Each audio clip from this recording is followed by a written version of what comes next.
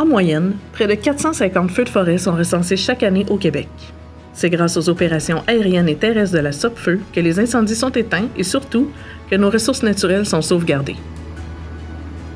Pour mener ces opérations aériennes, la SOPFEU dispose d'une flotte de 27 avions de détection, 10 avions d'aéropointage, 18 hélicoptères et 14 avions citernes. Chaque printemps, les pilotes doivent réaliser des exercices de formation obligatoires en survolant le fleuve et quelques lacs de la région de Québec et de la Mauricie. Ces exercices peuvent causer certains désagréments auprès de la population, mais ces derniers sont nécessaires au bon déroulement des opérations et à la protection de nos forêts. J'ai fait mon cours de pilotage à Chicoutimi au CQFA, il y a 11 ans. J'ai fait deux années de pilotage de brousse, puis ça va être ma 4e année que je suis au service aérien gouvernemental sur les avions citernes. À chaque année, on doit se requalifier pour la prochaine saison des feux. Étant donné que les feux de forêt sont plus rares en hiver, on doit se refaire la main. Donc, à tous les printemps, les exercices printaniers nous servent à pratiquer nos atterrissages, décollages sur piste, sur eau, nos écopages aussi, puis toutes les situations d'urgence qui pourraient arriver dans ces phases critiques de vol-là. Les trajectoires de vol qu'on va prendre vont varier selon le territoire. On va s'adapter au vent. Et puis, on doit aussi se conformer aux exigences de Transport Canada, comme par exemple pour le vol de nuit. À chaque printemps, tous les pilotes doivent réaliser leurs exercices, principalement au cours des mois d'avril et de mai, en journée comme en soirée. Tous les pilotes doivent obligatoirement suivre une formation annuelle pour se requalifier.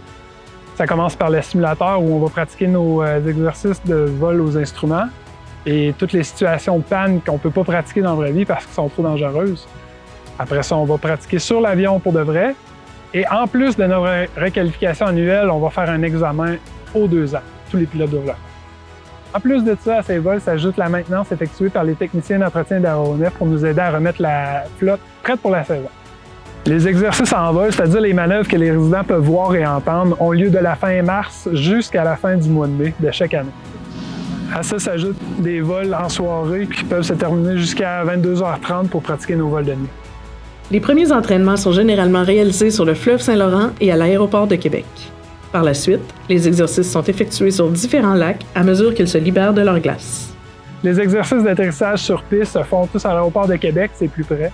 Ensuite, on va sur le fleuve à hauteur de Batiscan parce que les glaces se dégagent plus tôt.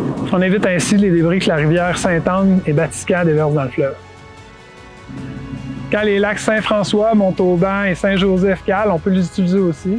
Il peut y en avoir d'autres, mais c'est vraiment les 3 principaux qu'on va utiliser pour nos exercices printaniers.